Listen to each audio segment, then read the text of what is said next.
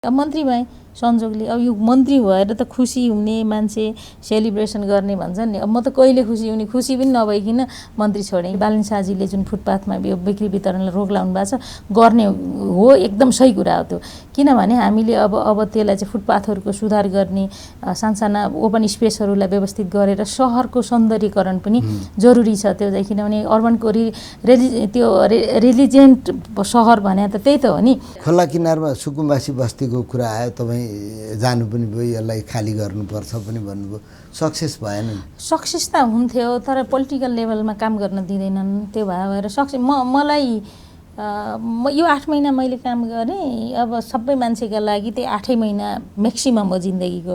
त्यसकारण मलाई 8 महिना भन्ने कुरा, म यही 8 महिनामा पनि यसको मैले आधाउधी काम चाहिँ सेटल गर्न लागेको थिएँ। तर पोलिटिकल लेभलमा काठमाडौँ उपत्यकामा भन्नुहुन्छ भने बागमतीको काठमाडौँतर्फ चाहिँ को क्षेत्रमा सुकुम्बासी बस्ती छ, यही काठमाडौँ उपत्यकाकै ललितपुरतिर सुकुम्बासी बस्ती छ। ओरह छैन, गोदावरीमा त फेरि त्यहाँ पनि छ।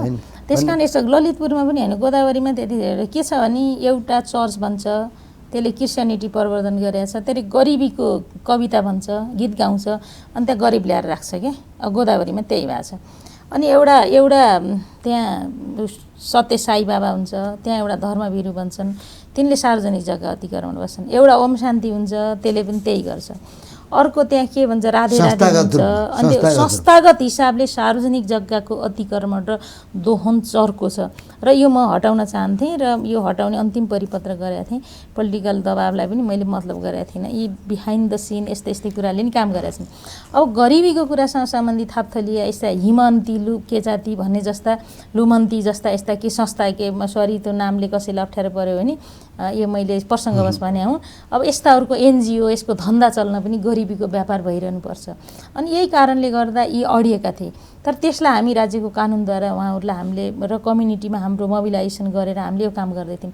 पोलिटिकल लेभलमा फेरि राजनीतिक दलका यिनका भोटर छन्, त्यसले गर्दाखेरि यिनीहरूले काम गर्न दिँदैनन्। त्यो सबभन्दा भोट सिकिङ, जुन रेन्ट सिकिङ भन्छ नि, तर रेन्ट सिकिङ होइन, भोट सिकिङ। भोटरका लागि गलत कुरालाई पनि हो भनिदिने राजनीतिक नेतृत्व हुँदासम्म, भोटका लागि त्यो संरक्षण गर्ने त्यो तरिका हुँदासम्म हामीले पर्मानेन्टली समस्या समाधान गर्दैनौँ। त्यत्रो म्यासिभ सङ्गठन संरचना भनौँ न एमालेको यो थियो।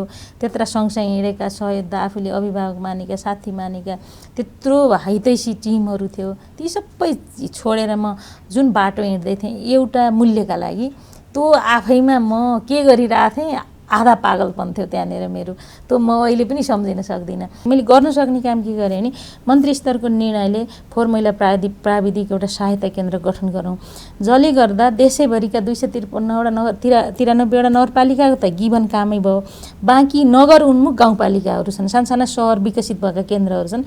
त्यसमा चाहिँ कस्तो प्रकृतिको फोहोरलाई कुन प्रविधिद्वारा विसर्जन गर्ने, कति भोल्युमको फोहोरमा कुन टेक्नोलोजी लाउने र इन्भेस्टमेन्टको मोडल के गर्ने, र त्यो डम्पिङ साइट अथवा सेनिटरी ल्यान्डफिल रिकभरी साइट होस् अथवा हामीले अरू बनाउने साइटहरूलाई हामीले कस्तो टेक्नोलोजीद्वारा बनाउने, त्यसको कसरी व्यवस्थापन गर्ने, प्राविधिक सहायता पनि दिने। र ठुल्ठुला आयोजना छन् भने प्रोक्युरमेन्टको प्रक्रिया पनि पुरा गरिदिने, कसैकसैकालाई जग्गा प्राप्तिका इस्यु हुन्छन् त्यो पनि काम गरिदिने। कुनै नगरपालिकाहरूलाई चाहिँ पूर्वाधार बनाइदिनु पर्ने हुन्छ, जस्तो महानगरपालिकालाई बनाइदिनु पर्यो। जस्तो हामीले धनगढी, शुक्लाफाटा र तपाईँको गोदावरी नगरपालिकामा बनाइदिइरहेछौँ मैले। अनि अर्कोतिर यता आएर यो वीरगञ्ज र नेपालगञ्जमा सक्यो, सहरीले बनाइसक्यो। अब एउटा बिग इस्यु चाहिँ जनकपुरमा छ। यी सबै ठाउँमा हामीले गरि नै रहेछौँ। अनि पोखरामा छ। यी इस्युमा अहिले चाहिँ जग्गा प्राप्ति आदि इत्यादि कुराले प्रोजेक्ट छ हातमा हालेको हो। यो इस्युले मैले के भन्न खोजेँ भने हो, यो कारणले गर्दा त्यो सहायता केन्द्रलाई कन्सेप्ट गरेर अनि हामीले देशैभरि काम गर्ने भन्ने सोच्यौँ। समयक्रममा यस्तो अवस्था आयो कि क्याबिनेटले त्यही संस्थालाई एप्रुभ गर्यो र अहिले एउटा त्यो ओएनएम गरिसक्यौँ। त्यो एउटा देशैभरि काम गर्ने एउटा संस्थाको रूपमा विकसित भयो।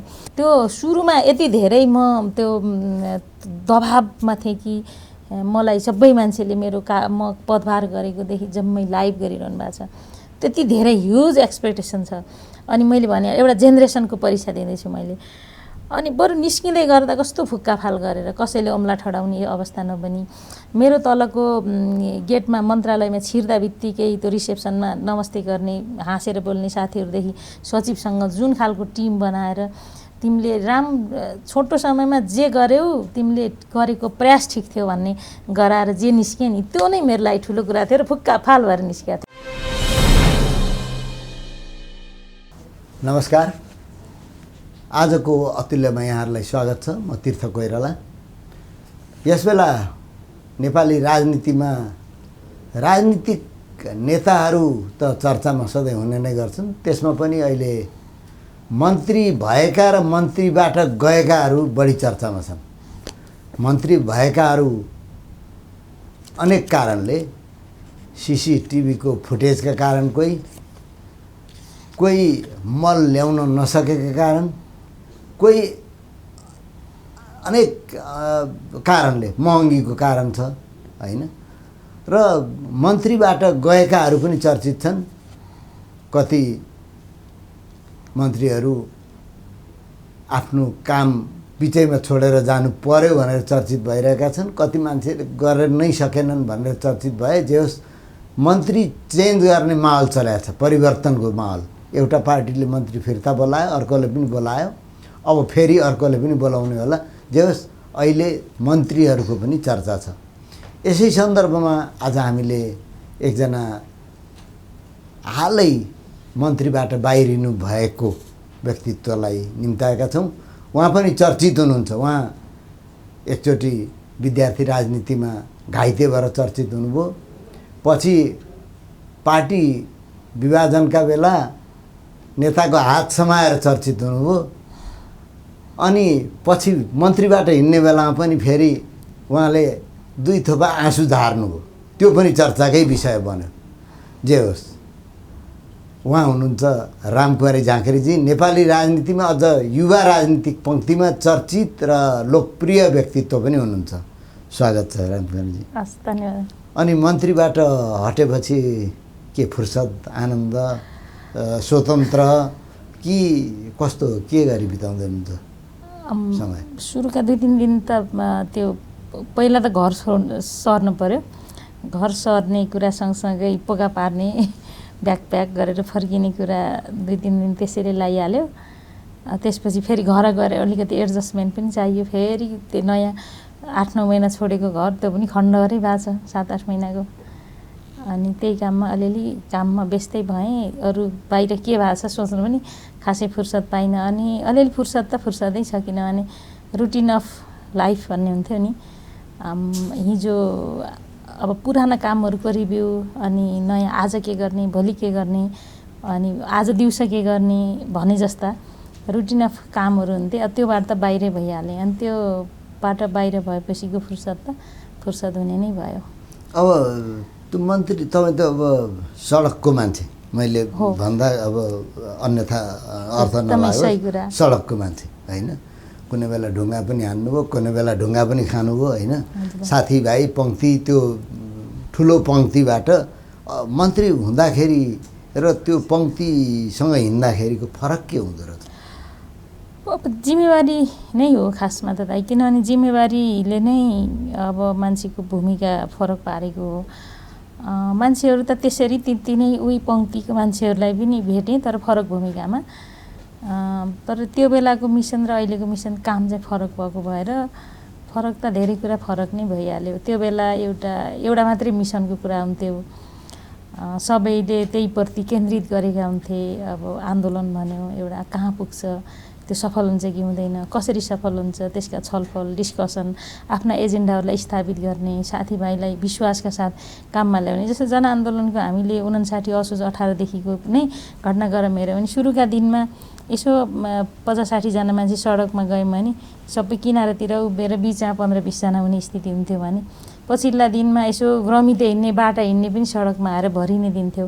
जब हामी जित्दै गयौँ, सडक भरिँदै गयो, जति बेला यो आशा क्रिएट गरेनौँ, बिचमा आएका पनि किनारा लागेका थिए। त्यो बेलादेखिका दिनहरू प्रत्यक्ष भोग्दै अनुभव गर्दै त्यो पङ्क्तिहरूमा कुनै न कुनै प्रकृतिको लिडरसिपमा भएर काम गरे भएर त्यो अर्कै प्रसङ्ग थियो। यो चाहिँ अझै अलिक दबाबपूर्ण हुने रहेछ। एउटा त्यसमा कामका पनि सीमा भए। मैले के काम गर्ने, असीमित अधिकार त हुँदैन, कानुनले सीमित गरेको छ। सीमित अधिकारभित्र फेरि सबैका आफ्ना रोल छन्। उसले प्रत्येक इन्स्टिच्युट र प्रत्येक इन्स्टिच्युटको मान्छेहरूलाई सोचे जस्तो गरी काम गर्नलाई त्यसका नियम विधिहरू पालन फलो गर्नु पर्यो। त्यो रोलहरू एकदम सीमित हुने भयो। त्यही भएर बाहिर मान्छे हामी जसरी सोच्छौँ त्यहाँ काम गर्दा आफ्नो प्रपरली त्यो कार्यक्षेत्र कति भन्ने कुरा पनि भइहाल्छ। अनि त्यो एउटा इन्स्टिट्युसनभित्रको कार्यक्षेत्रभित्र पनि धेरै मान्छेका फरक फरक रोल भूमिका छन्। त्यसो भएर जम्मै काम पनि गर्दैन। त्यही कारणले गर्दा यो कामहरूको प्रकृति पनि थाहा भयो, नयाँ भयो काम गर्ने सन्दर्भमा। अनि अर्को मलाई चाहिँ अलिकति एउटा त पोजिटिभली अब मेरा गुड विसरहरूको साथीभाइहरूको मेरो पुस्ताको मभन्दा पछाडिको पुस्ताहरूको लागि पनि मैले परीक्षा दिँदै थिएँ। मैले कसरी काम गर्छु भन्ने आधारमा पुस्ताहरूको मापन हुने भयो, उनको कार्यक्षमता इमान्दारितामा परीक्षा हुने भयो। त्यो हो। अनि त्यो कारणले म पछाडिको पुस्ताको परीक्षा पनि मैले नै दिइरहेको भएर केही न केही काम गर्ने दबाब चाहिँ छँदै थियो। तर त्यो असीमित कार्यक्षेत्रभित्र होइन, सीमित कामभित्र र कानुनले सीमितै गरे हुन्छ। अनि त्यही भएर त्यो बिचमा आफूले कसरी कामलाई टुङ्गो गर्ने, पहिला के काममा हात हाल्ने भन्ने चिजहरूले गर्दाखेरि प्राथमिकता केलाई दिने अनि यो कुराले गर्दाखेरि चाहिँ के प्राथमिकतामा पनि नम्बर 1 केलाई राखेर गर्ने, प्राथमिकताको एउटा लिस्ट बनायो होइन, प्रायोरिटी लिस्ट। त्यसपछि पनि 1 2 3 4 भन्ने हो। अनि त्यो कारणले गर्दाखेरि ती दिनहरू त एकदम व्यस्त पनि हुने, एकदम वर्किङ डेज भन्छ नि, काम गर्ने दिन पनि लामो, बिहान 8 बजेबाट बेलुकी 9 10 बजीसम्म हुने। त्यसरी काम गरेको भएर अब कामको मन्त्रालयको नेचरको हिसाबले त आजको भोलि कामको कुनै परिणाम आउने मन्त्रालय त थिएन। तर पनि केही न केही कामहरू त भइ नै हाले, देखिने, सुनिने, अनुभव गरिने र केही भइरहेको पनि एक खालको अनुभूति हुने गरी केही काम त भए। तर लङ टर्मका कामहरू, पोलिसीको रिफर्मका कामहरू गरे भएर त्यसले त बिस्तारै बाटो अहिले तत्काल रिजल्ट देख्न बिस्तारै बाटो लिन्छ त्यसले त। किनभने जब अर्को मन्त्रीले त्यसलाई फलो गरिदियो भने न एउटा चाहिँ हिजो मात्रै एउटा सुने, अब त्यो उपभोक्ताद्वारा गरिने काममा चाहिँ एकदम धेरै प्रश्न थियो, अख्तियार अनि मालिकाको परीक्षा समितिवाला उपभोक्ता समितिले गर्ने सार्वजनिक खरिद कानुनमा उपभोक्ताले काम गर्न पाउनुपर्छ भन्ने विषयहरूका बारेमा केही उद्देश्य राखेको छ। त्यो उद्देश्यबाट च्युत भएर उपभोक्ताले योजना लाने, योजना कुनै नेताको सिफारिसमा लाने र त्यही नै ठेकेदारी प्रथा र तलसम्मको भ्रष्टीकरण र त्यसले नेताले त्यो लान्छ, अर्को नेता ठेक्का गर्न बसिरहेको हुन्छ। अनि त तल ग्रासरुटसम्मको भ्रष्टीकरणको लागि चाहिँ यसलाई अलिकति डिट्याच गर्ने ठाउँ हो, बेला हो भनेर मैले त्यसलाई चाहिँ कानुन त कानुनी भाषा बोल्न पर्यो। अब अर्को व्यवस्था नहुन्जेलसम्मका लागि रोक्ने भनेर अब नयाँ मन्त्री आएर पहिलो निर्णय नै उहाँले त्यो खोल्ने गर्नुभएछ। त्यसकारण अब रिफर्मका मैले सुरु गरेका एजेन्डामा उहाँले कसरी क्यारी अप गर्नुहुन्छ, लिएर आउनुहुन्छ भन्ने कुरामा म गर्नुहुन्छ भन्ने विश्वास छ। एउटा तपाईँ मन्त्री हुनुभन्दा अगाडि त्यो मन्त्रालयमा जो हुनुहुन्थ्यो उहाँले के गर्नुभयो अथवा के उद्देश्यले के गरिएको थियो भन्ने कुरा, अथवा तपाईँले जे सुरु गर्नुभयो त्यो कुरा के उद्देश्यले गरिएको थियो भनेर अर्को मन्त्रीलाई त्यसरी ब्रिफ गर्ने अथवा सोध्ने चलन छ? सामान्य त कस्तो हुन्छ नि, त्यहाँ ब्रिफिङ गर्ने कुरा त भइ नै हाल्छ, यस्तो भएको थियो भनेर। प्रायः जसो कानुनमा कुनै न कुनै नीतिमा कार्यक्रम भएकै काम गर्ने हो। तर त्यसलाई कार्यान्वयनमा कसरी लाने भन्ने कुरा चाहिँ त्यो मन्त्रीको आफ्नो कुशलता, उसले कसरी डेलिभर गर्छ भन्ने उसको कुरा हुने भयो। अदरवाइज त त्यो गिभन कामै हुन्, भइरहेका कामहरूबाटै गर्ने हो। फरक के हो भने अब त्यसलाई त दुरुपयोग हुने बाटाहरू, छिद्रहरू रोक्ने कसरी भन्ने ठाउँबाट सोच्दाखेरि रिफर्मका एजेन्डा समाउनु पर्यो। मैले समाएको पनि रिफर्मको एजेन्डा के थियो भन्दा सबभन्दा पहिले बेरोजगारको अङ्क हेरेँ। त्यो यो एमड्याकमा छलफल पनि ठ्याक्कै त्यही बेला गर्ने बेला भएको थियो। अनि बेरोजगारको 9 वर्षको यङ मिनिस्ट्री अथवा त्यसमा 9 अर्बैको बेरोजु मन्त्रालयको त्यो सिलिङको कुरा गर्ने 30 अर्ब वरपरको सिलिङ भएको मन्त्रालयमा त्यो देखिसकेपछि अनि कस्तो प्रकृतिको बेरोजु छ त, सैद्धान्तिक बेरोजु, फर्स्युट असुल उपर गर्नुपर्ने बेरोजु अथवा कारबाही चलाउनु पर्ने बेरोजु अथवा सामान्य कागज मिलाउँदा हुने बेरोजु कस्तो प्रकृतिको भन्दा अधिकांश बेरोजु असुल उपर कारबाही गर्नुपर्ने देखेँ। त्यो चाहिँ कस्तो भने त्यो उपभोक्ताले लगेर गरेका कामहरू यस्तै प्रकृतिका कतिपय कौर्णिक योजनाहरूका यस्ता देखेँ। त्यसले गर्दा त्यहाँ त हामीले त्यो निर्ममतापूर्वक रिफर्मको कुरा नगर्यो भने त यो अङ्क यो 9बाट 12 अर्ब पुग्नु पनि गाह्रो छैन। त्यही भएर अनि रिफर्म कहाँबाट सुरु गर्ने भन्दा त जुन कामले बेरोजगारीलाई बढायो त्यसलाई रोक्नु पर्यो, जुन काम गर्दा सङ्गठन सबभन्दा धेरै इङ्गेज भयो त्यसलाई नै रोक्नु पर्यो, जुन काम गर्दा हाम्रो सङ्गठनको त्यो मेन जुन ह्युमन रिसोर्स छ त्यसको इफिसियन्सी घट्यो त्यसैलाई रोक्नु पर्यो। र हाइली इफिसियन्ट बनाएर काम गर्नले त मान्छेलाई प्रतिस्पर्धी गर्ने वातावरण बनाउनु पर्यो। त्यही भएर मैले अर्गनाइजेसनमा अलिकति रिफर्मको कुरा, उहाँहरूको आत्मबल, आत्मविश्वास र एक खालको वर्किङ इन्भाइरोमेन्ट, त्यसपछि यी छिद्रहरूले गर्दा अत्यधिक मान्छेहरूको त्यो हाम्रो पिआइयुका हाम्रो इन्जिनियरहरू सिडिओहरूको इङ्गेजमेन्ट, आयोजना प्रमुखहरूको इङ्गेजमेन्टबाट अलग नगरिदियो भने त बिहान उठेदेखि नसुतुन्जेलसम्म एउटा योजनामा झगडा गर्ने दिनमा 200 जना मान्छेसँग झगडा गरेर कसरी सक्छ त्यो मान्छेले काम गर्न। अनि ती कामहरूबाट मान्छेलाई अलग गर्न पर्ने भयो भन्ने कुरा यी मैले हात हालेका सुरु गरेका र लगभग मेरो कार्यकाल 8 महिनामा लगभग सबै पिआइयुहरू स्मुथली चलेका, सबै खुसी। उनीहरूलाई अख्तियारमा पनि कति त्यही कारणले चाहिँ कागज नमिलाइकन आएका हुन्छ। जस्तै एउटा उपभोक्ताले लगेर उपभोक्ताको नाममा एउटा फेक उपभोक्ताको समिति बन्छ, एउटा नेता हुन्छ दबाब दिने, अनि त्यसपछि तिनीहरूले लगेर अर्को ठेकदारलाई दिन्छन्, त्यहाँबाट उनीहरूले पैसा निकाल्छन्, के गर्छन् अनेक कुरा भयो। र जाने बेलामा हाम्रो इन्जिनियर अख्तियार जान्छ कि जाने बेला उसले साइन गरेछ नि त। अनि त्यसो भएर त्यो कुराका लागि चाहिँ करियर भएका मान्छेहरूको पनि एकदमै अप्ठ्यारो कन्डिसन पनि थियो। यस्ता कुराले गर्दा र बाहिर सार्वजनिक हिसाबले एकदमै प्रश्न उठेको कुरा सुन्दाखेरि कस्तो लाग्यो भने त्यो मन्त्री गइसकेपछि त्यहाँको नीतिगत ठुल्ठुलो कुरा भन्दा पनि त्यहाँको झमेलामा बढी अल्झिनु पर्ने। त्यो झमेला होइन, त्यो नीतिगत डिपार्चरै हो। त्यो चाहिँ त्यो कुरा केसँग सम्बन्धित छ भन्दा योजना कसरी छान्ने, योजना छनौटको मापदण्ड, योजना छान्ने आधार के बनाउने, योजना छान्ने आधार उद्देश्यहरू र कार्यक्रमहरूमा गनी जाने भयो। अनि त्यो उद्देश्य कार्यक्रमले हाम्रो कुन लक्ष्यलाई हामीले समाउन खोजेको, फेरि हामीले संविधानको कमिटमेन्टतिर गयौँ, इन्टरनेसनल कमिटमेन्टतिर गयौँ, एसडिजिज गोलतिरका कमिटमेन्टतिर गयौँ र त्यसलाई समातेर हामी कार्यक्रम बनाएर हाम्रो लिमिटेड रिसोर्सेसबाट हामीले कसरी इफिसियन्ट काम गर्ने भन्ने कुरा यी अहिले किन भएन त भन्दा यी समस्याले भएन।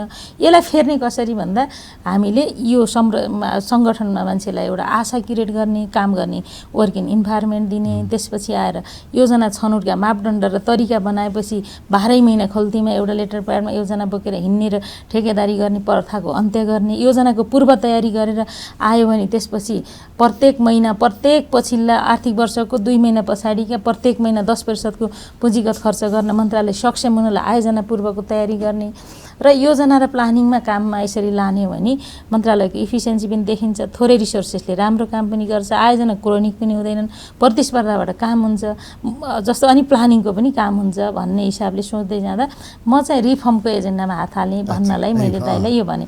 अनि रिफर्मका एजेन्डामा त सबभन्दा पहिले पिन पोइन्ट कहाँ गर्ने त भन्दा केमा गर्नु पर्यो भन्दा अख्तियारका परिपत्र, महालेखाका परिपत्र, कहिलेकाहीँ अब संसदका ओभरसाइडहरूका परिपत्र र बजारमा समाजमा चलिरहेका विषयहरू जुन कुरा धेरै पटक मिडियाहरूले लेखेको हुन्छ। अनि यो तल ग्रासरुटसम्मको राजनीतिक भ्रष्टीकरणको लागि सांसदको त्यो पूर्वाधार विकास कोष र यस्ता चिजहरू दुरुपयोग भएका भन्ने कुरा घरेलती समाचारहरू ब्रोसिटहरूमा मेनस्ट्रिम मिडियामा आएकै थिए। अनि ती कुराहरूले अब यी चिजहरूलाई मैले पनि यत्तिकै राखेर अर्को के चाहिँ रिफर्म हुन्छ त हो, यी चिजहरूलाई क्लियर गरौँ अनि अगाडि बढौँ, बल्ल अगाडि बढ्ने। अनि यो कुरालाई काम गर्दा बित्तिकै हाम्रो साथीहरूले के भने त्यो दिनमा करिब 25-30 ग्रुपवालाका उपभोक्ता समितिले यहाँदेखि यहाँसम्मको यो योजना मेरो भनेर एकजना जान्छ, यहाँदेखि यहाँसम्म नाम छ नि त त्यहाँ त एलएमबीएसमा, यो मेरो भनेर अर्को जान्छ, अर्को मेरो भनेर जान्छ, 4 थरी मान्छे एउटा आयोजना मेरो भनेर क्लेम गर्न जान्छन्। अनि त्यो हाम्रो आयोजना प्रमुखले कसको नाममा उपभोक्ता समिति बनाइदिने र त्यो त्यसरी आयोजनामा मान्छे लडिरहनुका पछाडि कुनै न कुनै कारण छ, आर्थिक कारण छ, भ्रष्टीकरणको कारण छ भनेपछि त हाम्रा मान्छेको काम त ती मान्छेको सेटलमेन्ट गर्ने काम छ। तपाईँले जे गर्न खोज्नुभयो त्यसमा त दबाब पनि त आयो होला। दबाब त आयो, तर दबाबलाई मैले यसरी बुझाएँ। यसलाई किन बुझाएँ भने जुन कुराहरू सबभन्दा खराबीको रूपमा चित्रित छन् त्यहाँबाट हात नहाल्यो भने 12 महिना हामीले यही काम गरेर बस्यौँ भने जेठको 15मा किन बजेट ल्याउने, बजेट किन पास गर्ने। त्यो उपभोक्ता समितिले नगर्दाखेरि त्यो काम अब कसले गर्ने त? त्यो त प्रतिस्पर्धामा निर्माण व्यवसायले गर्छन्। त्यसो गर्दा फेरि किन यो निर्माण व्यवसायको पक्षमा भएन र तिम्रो निर्णय भन्ने सँगसँगै प्रश्न आउँछ। भएन, किन भएन भन्दा त्यो उपभोक्ताले लगेर गर्ने काम पनि त्यसै कहाँ जाने। अल्टिमेटली उनी उपभोक्ताले लाँदा बिना प्रतिस्पर्धा दिन्छन्, उनीहरूले राज्यलाई कर पनि तिर्दैनन्, तोल र 100% खाने हो। यता निर्माण व्यवसायीहरूले प्रतिस्पर्धा गर्छन्, लगभग 25% साना आयोजनामा बिलोमा प्रतिस्पर्धा गर्छन्, 25% यसै फाइदा भयो। अनि 13% भ्याट तिर्छन्, 1.5% TDS तिर्छन्। त्यसो गर्दा त उनले करको दायरामा पनि आउँछन् र उनीहरूले इफिसियन्सी ट्रान्सपारेन्टली उनीहरूले काम गरेका हुन्छन्। मैले अघि एउटा सन्दर्भमा भनेको थिएँ, अघिल्लो मन्त्रीले अथवा अघिल्लो त्यो कुनै कुरा सुरु गर्दा त के कारणले सुरु गरेर छ भन्ने कुरा हुन्छ नि, त्यो उपभोक्ता समितिवाला कुरा चाहिँ कसरी आएछ? त्यो मन्त्रीको भन्दा पनि त्यो सार्वजनिक खरिद कानुन बनाउँदाखेरि पहिले कानुन बनाउँदा त्यसका 4-5वटा उद्देश्य राखे। खास गरी ठुल्ठुला त्यति बेला कि हामी गरिबीलाई स्टेकहोल्डरलाई सहभागी गराउने रोजगारीसँग सम्बन्धित कुरा, जस्तो हामीले त्यो बेला उपभोक्ता आफै काम गर्ने, किनभने त्यो 51 सालमा आफ्नो गाउँ आफै बनाऊ जस्तो कार्यक्रम मूलतः पब्लिकको त्यो श्रमको साझेदारी थियो नि। त्यो कार्यक्रम त 1 लाख रुपियाँले 5 लाखको काम भयो नि त। हो, त्यो सफल कथाबाट हामीले सिकेर अब पब्लिकले काम गर्छन्, 1 लाख रुपियाँ लयो भने 5 लाखको काम गर्छन् भन्ने सोचियो। अनि त्यो 1 लाखमा मान्छेको इङ्गेजमेन्ट हुन्छ, आफै काम गर्छन् भन्ने सोचियो। र त्यसमा के भनियो भने त्यसले चाहिँ जवाफदेहिता बनाउँछ, आयोजनाको दिगो हुन्छ, उनीहरूको रखबारी उनीहरूले नै गर्छन्, उनीहरूले पब्लिक हियरिङ पनि गर्छन्, अनि पब्लिकको साझेदारी पनि हुन्छ, कार्यक्रममा उनीहरूले पैसा थप्छन् पनि। त्यसपछि आएर यो चाहिँ मोर इफिसियन्सी हुन्छ, गरिबी निवारणमा सहयोग पुग्छ, किनकि उनी आफैले काम गरेर स्वरोजगार पनि हुन्छन् भन्ने अवस्थामा यी 5-6वटा उद्देश्य राखेर गराइएको। अब त्यो उद्देश्य एकातिर छ, एउटा नेता, एउटा आयोजना, एउटा उसका कार्यकर्ताको उपभोक्ता समिति भएर ग्रासरुट बस्तीकरण भएन। त्यही कारणले यो रिफर्म गर्न जरुरी भयो। अब तपाईँ मन्त्री भइसकेपछि तपाईँले गर्छु भन्ने लागेको, यो चाहिँ हुन्छ भनेको कुरा यहाँ पुगेपछि त नहुने रहेछ, त्यस्तो कुनै विषय? यस प्रोसेसलाई त मैले खासमा त्यति डिनाइ गर्न हामी कसैले पनि मिल्दैन, तर सो लङ प्रोसेस दाइ, किनभने यति लामो कि कुनै पनि काम जस्तो यो काम यसरी गर्ने भन्ने सोच आएर निर्णय गरेर कार्यक्रममा पठाउने बेलासम्म पनि धेरै नै मेहनत गर्नु पर्ने हुन्छ। त्यो निर्णय गरेर अर्को निर्णय जुन एजुकेसनको निर्णय हुन्छ त्यहाँसम्म आउने यति लामो प्रोसेस कि प्रोसेसले नै 6 महिना खाइदिने। तुरुन्त गर्छु भन्यो त्यो एकदमै नहुने। कस्तो भयो भने मैले एउटा उदाहरण दिन्छु। जस्तो म जाने बेलामा ड्राई भइसकेको थिएँ, बागमती खोलाहरू एकदम खोला गनाउने थिए। खोलाको नदी बेसिन सफा गर्ने, अनि त्यसपछि दायाँ बायाँ ओभरले गर्ने, अनि त्यो अन्डरपासहरूलाई मर्मत गर्ने, गाडी स्मुथली चल्ने, धोबी खोला बागमतीहरू जस्ता कतिपय एरियामा चाहिँ मिलाएर धोबी खोलामा त वान वे नै पनि बनाउनुपर्छ कि जो 12-24 किलोमिटरको छ भन्ने हिसाबले हामीले अन्डरपासहरू त्यो 4 मैलाहरूको ट्रान्सफर सेन्टर बनाएका छन्, यिनीहरूलाई गर्ने भनेर आउँदै गरेको निर्णय हो। त्यो गरिसकेपछि पहिला स्रोतको सुनिश्चितता चाहियो। त्यो आफूसँग भएको स्रोतको अब यो बाक्सामा भएको निकालेर यता हालेर खर्च गर्नु पर्यो, अनि यो सहमति लिन अर्थमा जानु पर्यो, अर्थले त्यो सहमति दिएर यहाँ आएर खरिद प्रक्रिया पुरा गर्दा करिब गर्नु पर्यो, त्यसपछि त्यसलाई स्वीकृति लिएर अनि खरिद प्रक्रियामा जाँदा सार्वजनिक बोलपत्र आह्वान गर्नु पर्यो, अनि त्यसले त्यसपछि खरिद प्रक्रियाको सुरु हुन्छ। अनि त्यसपछि कार्यान्वयनमा जाँदा एकैचोटि कहाँ भयो भन्दा माघमा नदी बेसिन सफा गर्ने भन्ने हामीले प्लान गऱ्यौँ, जसले गर्दा नदीको त्यो फेरि यो माथि डोजरको प्लानिङहरू एकदमै पहाडका जरा गरेको भएर माथिबाट बर्खामा त्यो सबै माटो बगाएर लिएर आउँछ। काठमाडौँ त सम्मोसम्म खाल्टाखुल्टी भएकै ठाउँ हो, अनि नदीको तल बेसिनहरू माथि बढेर गएर खोलो फेरि बस्तीमा पस्ने सम्भावना, अनि त्यसले गर्दा बेसिनहरू ठाउँ सफा गर्ने बेला गर्नुपर्ने पनि स्ट्यान्डर्ड रहेछ। अनि त्यो गर्ने भनेर माघमा प्लानिङ गरेको, यहाँ बर्खा आउँदासम्म गर्ने त्यो अब कानुनी गर्न त्यति गाह्रो। त्यसपछि अहिले फेरि के भयो भने ठ्याक्क वैशाखमा मैले मेरो सोचाइअनुसार चैतमा हुन्छ भन्ने सोचेको थिएँ, अनि चैतमा टेन्डर पनि भयो, टेन्डर पनि खोल्यो। जुन कन्ट्र्याक्टरले टेन्डर पार्यो यस्तो महँगी बढ्यो कि अब उसले त्यो सिधा काम गर्दाखेरि पनि ऊ नाफामा छैन, जसले गर्दा कन्ट्र्याक्टरलाई त समातेर ल्याएर काम गराउनु पर्ने अवस्था भयो। जो त्यो बिटुमिन ब्ल्याकटप गर्न त बिटुमिन चाहियो, त्यसको मूल्य बढाएको छ। फेरि त्यो अन्डरपासहरूमा त अब त्यो ढलानसलान गर्नुपर्छ, छडको मूल्य त्यसरी बढाएको छ। यद्यपि अब त्यो तेलहरूको मूल्य बढेकोले ढुवानीको कारणले गिटी ढुङ्गा टाढाबाट ल्याउनुपर्छ, त्यसकै मूल्य बढ्छ, बालुवाकै मूल्य बढ्छ।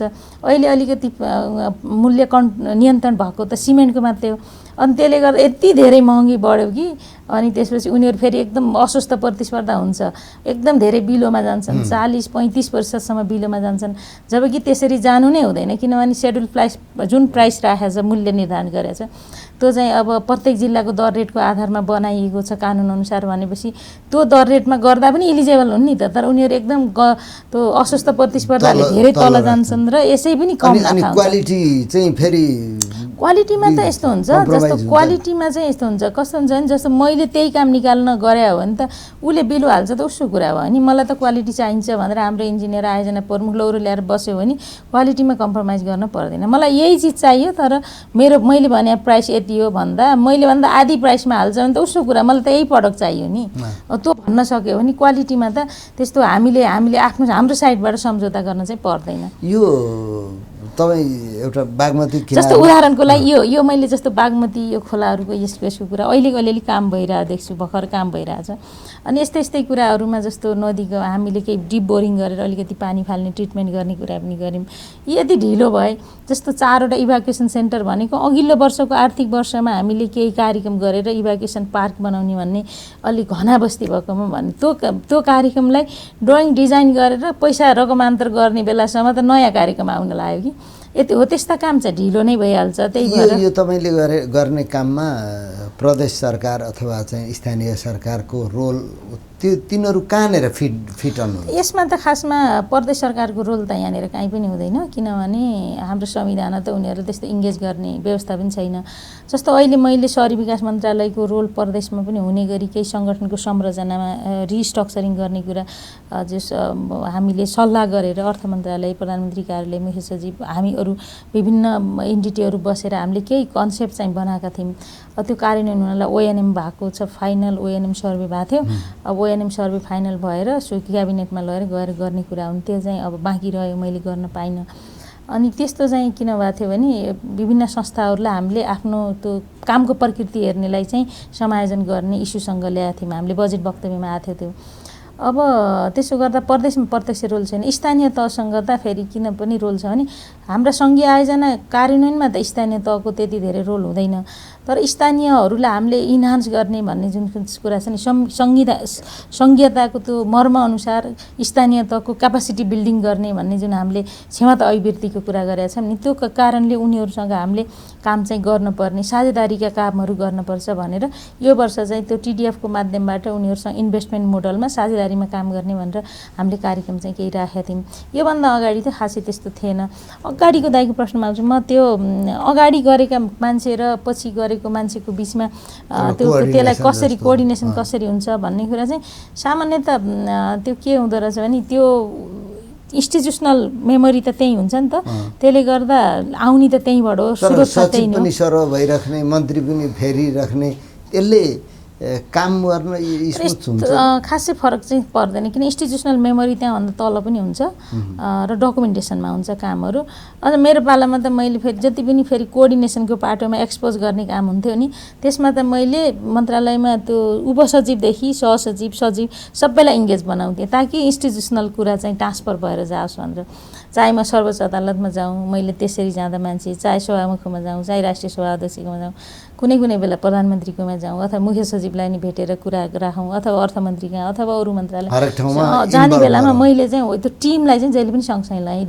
मन्त्रालयको सचिव, मन्त्रालय सहसचिवहरू अथवा महानिर्देशक, उपमहानिर्देशकहरू अथवा त्यो महत्त्वपूर्ण आयोजनामा महत्त्वपूर्ण भूमिका खेल्ने अझ त्योभन्दा तलको पनि साथीहरू, उनीहरूलाई चाहिँ मैले चाहिँ इन्भल्भ किन गरेँ भने त्यही नै हो इन्स्टिट्युसनल मेमोरी। कतिपय कुरा मेरो वर्किङ स्टाइलबाट उहाँहरूले कतिपय सिक्न पनि पाउनुभयो।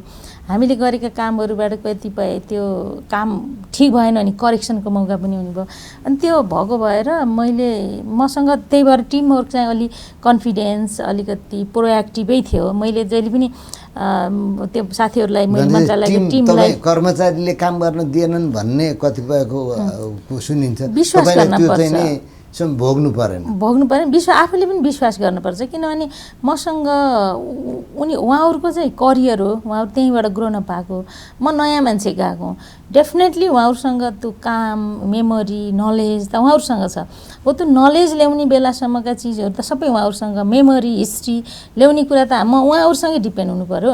तर मैले त्यसलाई ट्रान्सलेट गरेर म कसरी नयाँ ढङ्गले कार्यक्रम गर्छु भन्ने कुरा मेरो सिपमा, मेरो स्किलमा अथवा मेरो सोचमा अथवा मेरो आफ्नो लिडरसिप क्वालिटीमा देखिने कुरा आयो। यो कुरा उहाँहरूको रिफ्लेक्ट भइसकेपछि त सहज भइहाल्छ। अब यो हामी अलि बढी काठमाडौँ केन्द्रित भयौँ। देश काठमाडौँ बाहिरको हिसाबले हेर्दाखेरि सबैलाई समेटेर जाने कुरामा तपाईँको मन्त्रालयले तपाईँले कार्यकालमा के काम भयो? मैले के गरेँ भन्दा सबैभन्दा पहिले मेजर कुरा चाहिँ त्यो फोहोर मैलासँग सम्बन्धित कुरा थियो। त्यसैमा जान चाहन्छु। फोहोर मैला किनभने हाम्रो के छ भने नगरपालिका भयो, महानगरपालिका भयो भने फोहोर सङ्कलन गर्ने, फोहोर कता व्यवस्थापन गर्ने भन्छौँ। हाम्रो गाउँपालिकाहरूले त फोहोर अहिलेसम्म त घरको छेउको जङ्गलमा लगेर पोल्ने हो, नदी किनारमा फ्याल्ने हो। यस्तो के बस्तीसँग अर्बन सेक्टरमा यस्तो एउटा भाष्य रहेछ अर्बनमा के रहेछ भने हामी सहर र गाउँ कसरी छुट्याउने, त्यो ग्रामीण बस्ती र अर्बन अथवा सिटी अथवा सहर कसरी थाहा पाउने भन्नको लागि मान्छेद्वारा उत्सर्जित गरेका जति पनि वस्तुहरू छन् उनीहरूले जुन चाहिँ वेस्टेजहरू हुन्, जस्तो मल मूत्र सिगान, यो लुगा धोएको पानी, डिटर्जेन्ट पाउडर, यो फोहोर आदि इत्यादि, टोयलेट, यो सबैदेखि लिएर हामीले फालेका वेस्टेजहरू सबै चिजहरू जो प्रकृतिमा स्मुथली एक्स्ट्रा कुनै चिजहरू नलाइकन विसर्जन हुन्छन् भने त्यो गाउँ हो, ग्रामीण बस्ती हो। सिम्पल परिभाषा छ कि त्यो अर्बनको एउटा भाष्य हो त्यो। अनि जुन चिजमा मान्छेले प्रत्येक खेप मान्छेले उत्पादन गरेका ती रेस्ट बाँकी चिजहरू जो उनीहरूले आफूले प्रयोग गरेर बाँकी रहेको चिज जो विसर्जन गर्ने हो, तिनी चिजका लागि चाहिँ मान्छेले अतिरिक्त पैसा, अतिरिक्त श्रम, अतिरिक्त प्रविधि, अतिरिक्त साधन लगाएर विसर्जन गर्नुपर्ने अवस्था जे आउँछ त्यो अर्बन हो, त्यो सहर हो। त्यसकारण गाउँमा अहिले गर्नै पर्दैन। जस्तो हामीले मलखात बनाउँछौँ नि, अब हामीले पनि अहिले यो विभिन्न खालका यस्ता चिप्किने कागजहरू बनाएर आदि इत्यादि बनाएर चाउचाउ खोलहरूको कारणले त गाउँमा पनि माटो अम्लिए भएको छ, त्यसको त अर्कै समस्या छ। त्यो तर ठुलो मास स्केलमा छैन। त्यसले गर्दा जुन कुरा जलाउँछौँ त्यहाँ अब जस्तो कतिपय त त्यो तेलको कागजहरू चाहिँ आगो सल्काउनु प्रयोग भइरहेको हुन्छ है गाउँतिर। अनि त्यसले गर्दा जल्छ, जलबाट सानो आकारमा त्यो थोरै मात्रामा त्यसको त्यो कार्बन डाइअक्साइड निस्किने भएर त्यति ठुलो असर पनि अहिले गरिहाल्दैन। त्यसले गर्दा ग्रामीण बस्ती भनेको त्यो र सहरै हो। मामला अहिले हामीले सहर, ठुलो मेगा सिटी अथवा सानसानो सहरको गफ चाहिँ के हो भने जहाँ घना बस्ती हुन्छ त्यहाँ समस्या आयो। त्यसलाई कसले सम्बोधन गर्ने भन्दा सहरी विकास मन्त्रालयले केही न केही टेक्निकल सपोर्ट गर्नुपर्छ भन्ने भइसकेपछि के छ त भन्दा पहिला चाहिँ त्यो स्थानीय विकास मन्त्रालय अन्तर्गत फोहोर मैला प्राविधिक स्रोत केन्द्र थियो, सङ्घीयता सँगसँगै खारेज भयो। त्यो केन्द्र त थियो तर त्यसले कति इफिसियन्ट काम गर्यो त्यसका बारेमा तमाम आलोचना छन्। तर पनि एउटा संस्था त थियो, त्यो पोलिटिकल नियुक्ति गर्ने एउटा संस्था थियो। तर त्यो खारेज भइसकेपछि अहिले 293 नगरपालिकामा कोअर्डिनेटिङ गर्ने, टेक्निकल सहायता प्रदान गर्ने कुनै पनि इन्टिटी भएन। सहरी विकास मन्त्रालय पनि ती नगरपालिकाहरूको फोकल मिनिस्ट्री अथवा सम्पर्क मन्त्रालयको हिसाबले विकसित गरिएन कानुन त, किनभने सङ्घीयताको मामला सङ्घीय मामलामा रह्यो, हामी त डिट्याच भयौँ। त्यही भएर मैले के अब म संविधान अथवा अरू मर्मलाई त कानुन त तत्काल गर्न सक्दैन थिएँ। मैले गर्न सक्ने काम के गरेँ भने मन्त्री स्तरको निर्णयले फोहोर मैला प्राविधिक एउटा सहायता केन्द्र गठन गरौँ, जसले गर्दा देशैभरिका 293वटा नगरपालिकाको त गिभन कामै भयो। बाँकी नगर उन्मुख गाउँपालिकाहरू छन्, सानसाना सहर विकसित भएका केन्द्रहरू छन्, त्यसमा चाहिँ कस्तो प्रकृतिको फोहोरलाई कुन प्रविधिद्वारा विसर्जन गर्ने, कुन कति भोल्युमको फोहोरमा कुन टेक्नोलोजी लाउने र इन्भेस्टमेन्टको मोडल के गर्ने र त्यो डम्पिङ साइट अथवा सेनिटरी ल्यान्डफिल रिकभरी साइट होस् अथवा हामीले अरू बनाउने साइटहरूलाई हामीले कस्तो टेक्नोलोजीद्वारा बनाउने, त्यसको कसरी व्यवस्थापन गर्ने, प्राविधिक सहायता पनि दिने र ठुल्ठुला आयोजना छन् भने प्रोक्युरमेन्टको प्रक्रिया पनि पुरा गरिदिने, कसैकसैकालाई जग्गा प्राप्तिका इस्यु हुन्छन् त्यो पनि काम गरिदिने, कुनै नगरपालिकाहरूलाई चाहिँ पूर्वाधार बनाइदिनु पर्ने हुन्छ, जस्तो महानगरपालिकालाई बनाइदिनु पर्यो। जस्तो हामीले धनगढी शुक्लाफाटा र तपाईँको गोदावरी नगरपालिकामा बनाइदिरहेको छु मैले। अनि अर्कोतिर यता आएर यो वीरगञ्ज र नेपालगञ्जमा सकियो, सहरीले बनाइसक्यो। अब एउटा बिग इस्यु चाहिँ जनकपुरमा छ। यी सबै ठाउँमा हामीले गरि नै रहेछौँ। अनि पोखरामा छ। यी इस्युमा अहिले चाहिँ जग्गा प्राप्ति आदि इत्यादि कुराले प्रोजेक्ट छ हातमा हालेको हो। यो इस्युले मैले के भन्न खोजेँ भने हो, यो कारणले गर्दा त्यो सहायता केन्द्रलाई कन्सेप्ट गरेर अनि हामीले देशैभरि काम गर्ने भन्ने सोच्यौँ। समयक्रममा यस्तो अवस्था आयो कि क्याबिनेटले त्यही संस्थालाई एप्रुभ गरेर अहिले एउटा त्यो ओएनएम गरिसक्यौँ। त्यो एउटा देशैभरि काम गर्ने एउटा संस्थाको रूपमा विकसित भयो।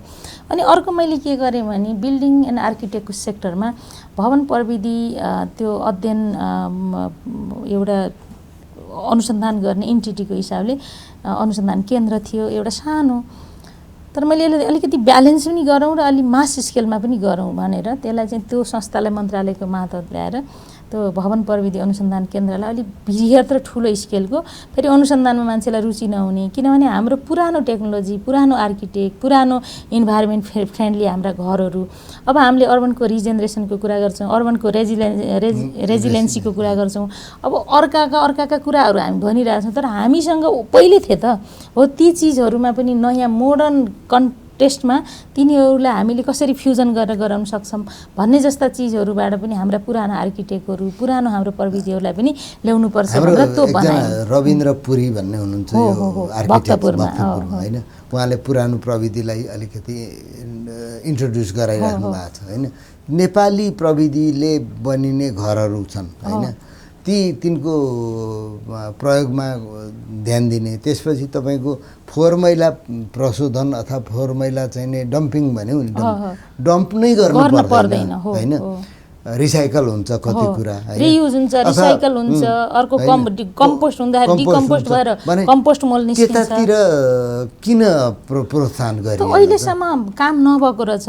अब अहिलेसम्म हामी कहाँ गल्ती गऱ्यौँ, कहाँ चुक्यौँ, कसले काम गर्न पर्थ्यो गरेन भन्ने कुरा। खोला सफाइको कुरा गर्नुभयो, खोलोमा त ढल हालेन भने त ढल हालेन, फोहोर फालेन र खोलो मिचेन भने त एक बर्खापछि अर्को बर्खा आफै सफा हुन्छ। तर अब हामी के गर्छौँ भने यो नाटक भयो। यसमा चाहिँ कस्तो रहेछ भने मैले भनिहालेँ, जब मान्छे सहरीकरण बढ्छ, सहरमा मान्छेले अतिरिक्त फोहोर गर्छ र त्यो मान्छेको फोहोरको भोल्युम अफ फोहोरले गर्दाखेरि यस्ता अतिक्रमणमा पर्ने, चपेटामा पर्ने भइहाल्छ। अब गर्नुपर्ने के थियो भन्दा जस्तो ल्यान्डफिल साइडको कुरा गर्दा, ल्यान्डफिल साइड होइन, त्यो त रिकभरी सेन्टर हो, जसले गर्दा इनर्जी पनि त्यसले जेनेरेट गर्छ। बाइब्याकको ग्यारेन्टी सरकारले गर्न सक्छ। यी थुप्रै काममा के गर्ने भन्ने कुराको डिपास्चर यहाँबाट सुरु भयो। खास गरी फागुन 26 गते 78 सालको क्याबिनेटको निर्णयलाई मैले माइल स्टोन मान्छु। मेरो मन्त्रालयको टिमले पनि त्यसलाई मान्छ। अनि त्यसपछि त्यहाँबाट हामी अगाडि जान खोजेका छौँ। अनि अर्को कुरा, यो नदी बेसिन खोलालाई ढलमुक्त बनाउने भन्ने कुरा चाहिँ दुईवटा कुरा। हाम्रो पहिलाको अध्ययनले के भन्यो भने खोलाको किनारबाट स्योरहरू यो ढलहरू हालेर लगेर धोबीघाटमा प्रशोधन गर्ने, त्यसपछि बागमतीमा खसाउने भने। बागमतीको मुहानबाट घरहरूले सिमेन्टका कङ्क्रिटका जङ्गल भए, भुइँमा रिचार्ज भएन। अब हामी चाहिँ काहीँ कालो ब्ल्याक टप गरेका छौँ, काहीँ ढुङ्गा छापेका छौँ, जमिनमुनि रिचार्जको पनि समस्या हुन लागिसक्यो। कतिपय अध्ययनहरूले त्यो देखाइ पनि सकेका छ। अनि त्यो भएर अब हामीले खोलाको किनारबाट ढल त लाने भन्यौँ, तर खोलाहरू ड्राई सिजनमा पुरै ड्राई हुने भयो। अनि हामीले ठुलो अर्बौँको ऋण ल्याएर ट्रिटमेन्ट प्लानको गफ गर्छौँ, जसले गर्दा ठुला बिग प्रोजेक्टहरू चाँडै पनि सकिन्नन्।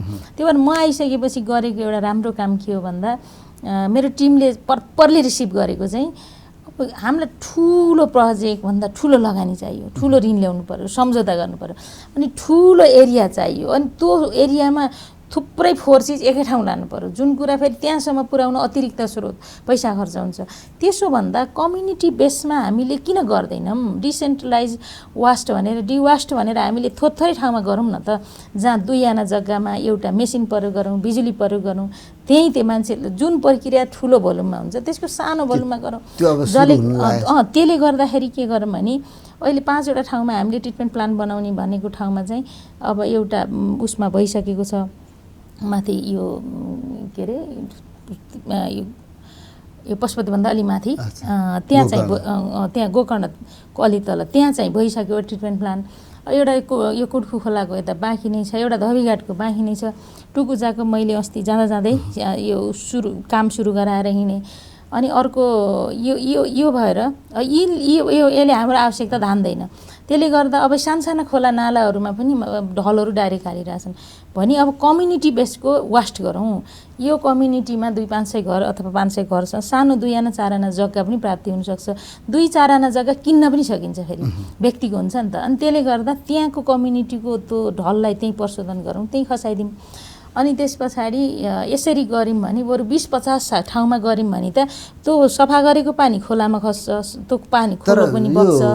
त्यो चाहिँ हामीले अध्ययन गरिरहेको खोला किनारमा सुकुम्बासी बस्तीको कुरा आयो, तपाईँ जानु पनि भयो, यसलाई खाली गर्नुपर्छ पनि भन्नुभयो, सक्सेस भएन। सक्सेस त हुन्थ्यो तर पोलिटिकल लेभलमा काम गर्न दिँदैनन्, त्यो भएर सक्सेस मलाई यो 8 महिना मैले काम गरेँ। अब सबै मान्छेका लागि त्यही 8 महिना म्याक्सिमम हो जिन्दगीको। त्यस कारण मलाई 8 महिना भन्ने कुरा, म यही 8 महिनामा पनि यसको मैले आधाउधी काम चाहिँ सेटल गर्न लागेको थिएँ। तर पोलिटिकल लेभलमा मलाई काम गर्न दिएन। काठमाडौँ उपत्यकामा भन्नुहुन्छ भने बागमतीको काठमाडौँतर्फ चाहिँ को क्षेत्रमा सुकुम्बासी बस्ती छ, यही काठमाडौँ उपत्यकाकै ललितपुरतिर सुकुम्बासी बस्ती छ। ओरह छैन, गोदावरीमा त फेरि त्यहाँ पनि छ। त्यस कारण यस्तो ललितपुरमा पनि होइन, गोदावरीमा त्यति के छ भने एउटा चर्च भन्छ, त्यसले क्रिस्चियनिटी प्रवर्धन गरेको छ, त्यसले गरिबीको कविता भन्छ, गीत गाउँछ, अनि त्यहाँ गरिब ल्याएर राख्छ क्या। गोदावरीमा त्यही भएको छ। अनि एउटा त्यहाँ सत्य साई बाबा हुन्छ, त्यहाँ एउटा धर्मवीरू भन्छन्, तिनले सार्वजनिक जग्गा अतिक्रमण गर्छन्। एउटा ओम शान्ति हुन्छ, त्यसले पनि त्यही गर्छ। अर्को त्यहाँ के भन्छ, राधे राधे हुन्छ। अनि संस्थागत हिसाबले सार्वजनिक जग्गाको अतिक्रमण र दोहन चर्को छ र यो म हटाउन चाहन्थेँ र यो हटाउने अन्तिम परिपत्र गरेका थिएँ। पोलिटिकल दबावलाई पनि मैले मतलब गरेका थिइनँ। यी बिहाइन्ड द सिन यस्तै कुराले नि काम गरेका छन्। अब गरिबीको कुरासँग सम्बन्धित थपथलिया यस्ता हिमन्ती केजाती भन्ने जस्ता, लुमन्ती जस्ता यस्ता के संस्था के सरी त्यो नामले कसैलाई अप्ठ्यारो पर्यो भने यो मैले प्रसङ्गवश भने हुँ। अब यस्ताहरूको एनजिओ यसको धन्दा चल्न पनि गरिबीको व्यापार भइरहनुपर्छ। अनि यही कारणले गर्दा यी अडिएका थिए। तर त्यसलाई हामी राज्यको कानुनद्वारा उहाँहरूलाई हामीले र कम्युनिटीमा हाम्रो मोबिलाइजेसन गरेर हामीले यो काम गर्दै थियौँ। पोलिटिकल लेभलमा फेरि राजनीतिक दलका यिनका भोटर छन्, त्यसले गर्दाखेरि यिनीहरूले काम गर्न दिँदैनन्। त्यो सबभन्दा भोट सिकिङ, जुन रेन्ट सिकिङ भन्छ नि, तर रेन्ट सिकिङ होइन, भोट सिकिङ। भोटरका लागि गलत कुरालाई पनि हो भनिदिने राजनीतिक नेतृत्व हुँदासम्म, भोटका लागि त्यो संरक्षण गर्ने त्यो तरिका हुँदासम्म हामीले पर्मानेन्टली समस्या समाधान गर्दैनौँ। त्यसकारण मैले अहिले 37वटा घरटहरा हराएँ बागमती किनाराका अतिक्रमितहरूको। यो सबै हटाउन सकिन्थ्यो। अब त 5वटा मात्रै हटाउन बाँकी छ बागमती। टोटलमा कति छ त सुकुम्बासी? सुकुम्बासी त अहिले अनौपचारिक हिसाबले भन्दाखेरि चाहिँ 1000 परिवारलाई हामीले सबैतिरका 1000 परिवारलाई हामीले रिसेटलमेन्ट सबै बागमती, विष्णुमती, मनोहरा, ललितपुरको सबैलाई चाहिँ ती जम्मै फेक सुकुम्बासी हुन् र त्यसलाई यदि हिजोसम्मको सहरी विकास मन्त्रीको हिसाबले भन्ने ती सुकुम्बासी हुन् कि होइनन् भनेर आइडेन्टिफाई गर्ने कार्यक्षेत्र मेरो होइन, म गर्दैन थिएँ तिनीहरूलाई। तर जेन्युनली छानबिन गर्दा त ती मान्छे सुकुम्बासी धेरै ठहर्दैनन्, त्यस कारण उनीहरू छानबिनमा आउन चाहँदैनन्। तर मैले चाहिँ त्यतातिर पनि म जान चाहेको थिइनँ। राजनीतिले संरक्षण गरेका छन् हो। अनि त्यस कारण मैले त्यसलाई के गर्न चाहेको थिएँ भने उहाँहरूलाई हामीले उहाँहरूको समेत कन्ट्रिब्युसनमा उहाँहरूलाई हामीले रिसेटलमेन्टको कुरा गरेका थियौँ। जस्तो हामी उसले सहरी विकास मन्त्रालयले नै अपार्टमेन्ट बनाएको छ नि त इचङ्गोमा, अनि त्यसमा अहिले अरूले पनि खाली भएर अकुपाई गरेका छन्। तर 300 परिवारको लागि 300 परिवारमा पनि फर्स्ट कम फर्स्ट तपाईँहरूलाई हामी लान्छौँ, तर त्यहाँ सित्तैमा लाँदैनौँ, त्यहाँ तिमीहरूको कन्ट्रिब्युसन चाहिन्छ भनेर मैले ब्याङ्किङ सेक्टरसँग, खास गरी ब्याङ्कर एसोसिएसनसँग, नगरपालिकाहरूसँग र सहरी विकासले कोअर्डिनेसन गरेर काम गरेका थियौँ। र यो सुकुम्बासीसँग काम गर्न अधिकार सम्पन्न बागमतीको त्यसै अन्तर्गतका हाम्रा केही सोसोलोजिस्टहरू छन्, केही सोसल मोबिलाइजर्सहरू छन्, अनि त्यहाँ हाम्रो बोर्ड सदस्यहरू छन्। उहाँहरूलाई राखेर उहाँहरूको भ्यू र उहाँहरू फर्स्ट को जाने त्यसको रोस्टर पनि तयार गर्ने, उहाँहरूको एउटा रिसर्च पनि गर्ने, यतातिर हामीले केही कुरा लागत कन्ट्रिब्युसनको आधारमा केही काम गर्ने भन्ने हिसाबले चाहिँ हामीले काम गर्न खोजिरहेको थियौँ। अलि अब हामी गरेको काममा गयौँ। अब तपाईँले गर्दाखेरि 8 महिना मन्त्री हुनुभयो, 8 महिना कति रहेछ समय? पर्याप्त रहेछ मन्त्रीका लागि? एउटा मन्त्रीले अब यस्तो छ, अब त्यो पर्याप्त भने चिज केलाई भन्ने होइन, आफूले गर्दाको दिनसम्म सत्कर्म त्यो एउटा सत्कर्म जनताको राष्ट्रको भलो चिताएर सोझो मनले भन्छ नि शपथमा, हो त सोझो मनले सत्कर्ममा रहेर काम गर्दाखेरि जति समय गरिन्छ त्यो नै म्याक्सिमम समय त्यसलाई युज गर्ने हो त्यो अनि त्यही भएर समय मैले त यहाँ दाइको भन्न पाइनँ राष्ट्रिय सहरी नीति ऐन यसो स्ट्रक्चरल रिफर्म यो अर्बन प्लानिङ सिंहदरबारको इन्टिग्रेटेड मास्टर प्लान काठमाडौँको इन्टिग्रेटेड प्लान तपाईँको अनि त्यसको गुरु योजनादेखि लिएर सिङ्गो नेपालकै पनि एउटा चाहिँ मास्टर प्लान इन्टिग्रेटेड बनाऊँ भनेर प्राइभेट सेक्टरसँग पनि कुरा गरिरहेको थियौँ अनि यस्ता यस्ता कामहरू जुन प्लानिङको काममा पनि मैले हात हालेको थिएँ जो लङ टर्म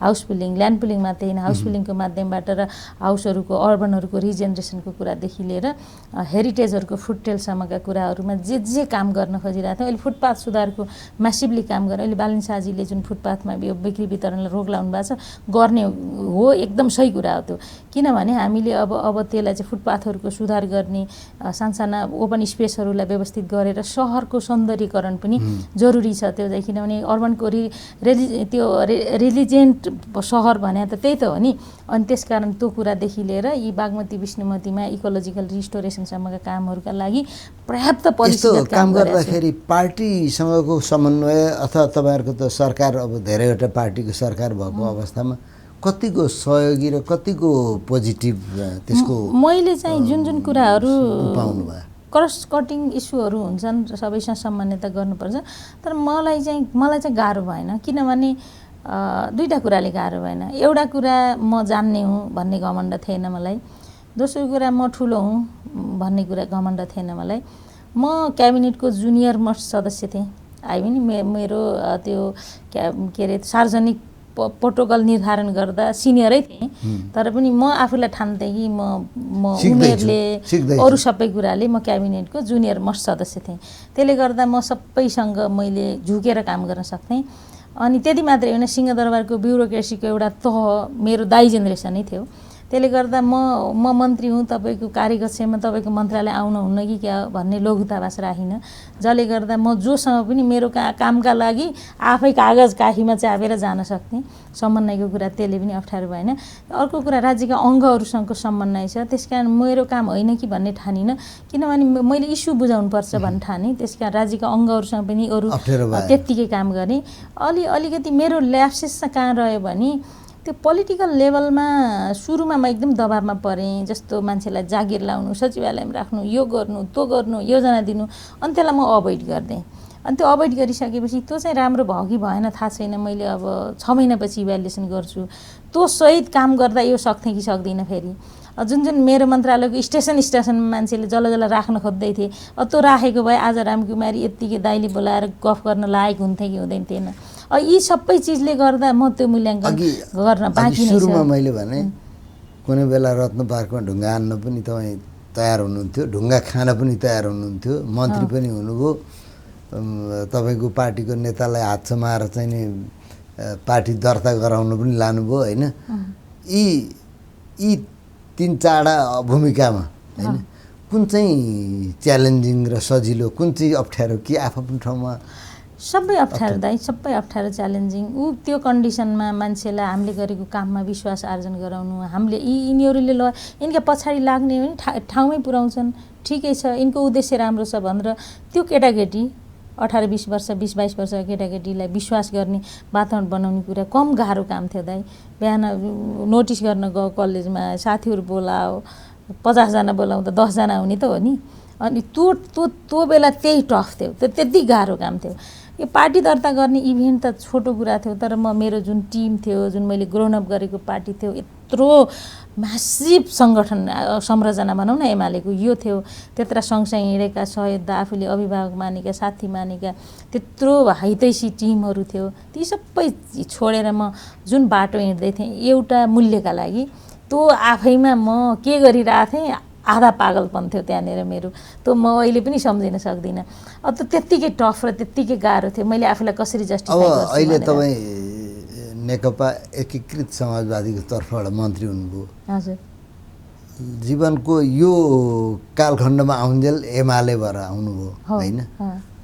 यतिखेर आउँदाखेरि बेकारमा यो दुईटा पार्टी बनाएर एकै ठाउँ भएको भए कस्तो हुन्थ्यो भन्ने त्यस्तो त त्यो मूल्याङ्कन गर्ने बेलामा अझै पुगेका छैनौँ खास गरी मैले भनिहालेँ एउटा खास कस्टमा हामी यो ठाउँमा पुग्यौँ त्यो मूल्य पनि कहाँ थियो हाम्रो अन्तर्निहित हाम्रो पार्टीको आफ्नो कारणले अव्यवस्थापनको कारणले हाम्रा केही पोलिटिकल डेभिएसनको कारणले भएको थियो त्यतिमा प्रश्न उठाउँदै उठाउँदै उठाउँदै यो ठाउँमा पुग्यो हो र यो हामीले उठाएको प्रश्न गलत थियो भन्ने ठाउँमा त म पुगेको छैन हामीले जे स्टेप ल्यायौँ त्यो नै ठिक थियो भन्ने ठाउँमा पुगेँ त्यसले र अहिले त्यसलाई हामीले त्यो एक हिसाबको जस्टिफिकेसन गरेका छौँ भन्ने म दाबी गर्छु अब अनि त्यो कारणले गर्दा यहाँसम्म आउँदाखेरि पनि ठिकै अब मन्त्री भएँ संजोगले अब यो मन्त्री भएर त खुसी हुने मान्छे सेलिब्रेसन गर्ने भन्छन् नि अब म त कहिले खुसी हुने खुसी पनि नभइकन मन्त्री छोडेँ किनभने त्यो सुरुमा यति धेरै म त्यो दबाबमा थिएँ कि मलाई सबै मान्छेले मेरो म पदभार गरेकोदेखि जम्मै लाइभ गरिरहनु भएको छ त्यति धेरै ह्युज एक्सपेक्टेसन छ अनि मैले भने एउटा जेनेरेसनको परीक्षा दिँदैछु मैले अनि बरु निस्किँदै गर्दा कस्तो फुक्काफाल गरेर कसैले औँला ठडाउने अवस्था नबनी मेरो तलको गेटमा मन्त्रालयमा छिर्दा बित्तिकै त्यो रिसेप्सनमा नमस्ते गर्ने हाँसेर बोल्ने साथीहरूदेखि सचिवसँग जुन खालको टिम बनाएर तिमीले छोटो समयमा जे गर्यौ तिमीले गरेको प्रयास ठिक थियो भन्ने गराएर जे निस्क्यो नि त्यो नै मेरो लागि ठुलो कुरा थियो र फुक्काफाल भएर निस्केको थियो अब अन्तिममा ढुङ्गो आयो लाग्यो ढुङ्गो खानुभयो आवेशमा चाहिँ परिआयो ढुङ्गो हान्नु पनि भयो होइन पार्टी विभाजनको त्यो तातोको बेलामा नेतालाई समाएर हात समाएर पार्टी उसमा लानुभयो दर्ता प्रक्रियामा जाँदाखेरि मन्त्री हुनुभयो तर अन्तिममा तपाईँ आँसु झार्नुभयो त्यो बहुत चर्चित भयो होइन किन मलाई अर्को एकजना मिडियाकर्मी मित्रले मलाई त्यही भनेको थियो तिमी हाँस्दै भित्र आएको थियौ कसरी तिमी रुँदै बाहिरियौ भन्ने कुरा त्यो बेला हाँस्नु मेरो बाध्यता थियो जुन दिन म पदभार गर्दै थिएँ यति धेरै दबाब र थिचापमा थिएँ तर म हाँसेको थिएँ जुन दिन म यति धेरै हलुक्क भएर जाँदै थिएँ चाहे त्यो आफूले भनिहालेँ नि कसैले पनि औँला ठडाउने ठाउँ नदिई एउटा तिमीले ठिकै प्रयास गरेका थियौ र यो तिम्रो बाटो ठिक थियो भन्ने अन्डरस्ट्यान्डिङ गराएर जोसँग काम गरेँ नि ती जम्मैलाई गराएर जे हिँड्दै थिएँ त्यो चाहिँ उहाँहरूले मलाई गरेको रिगार्डका प्रति चाहिँ म अलि भावविह्वल भएको त केही पनि होइन त्यो मन्त्री छोड्ने अन्य कुरा त हाम्रो त 20 दिन अगाडि डिसाइडेड थियो नि हामीले राष्ट्रिय सभामा जवाफ दिन्छौँ आफ्नो कार्यक्रम मैले भने यति धेरै नयाँ कार्यक्रम कन्सिभ गरेका छौँ छोड्नु पर्यो भनेर छोड्ने कुरा त अलरेडी हाम्रो डिसाइडेड थियो छोड्ने विषय त कुन ठुलो कुरै थिएन हाम्रो लागि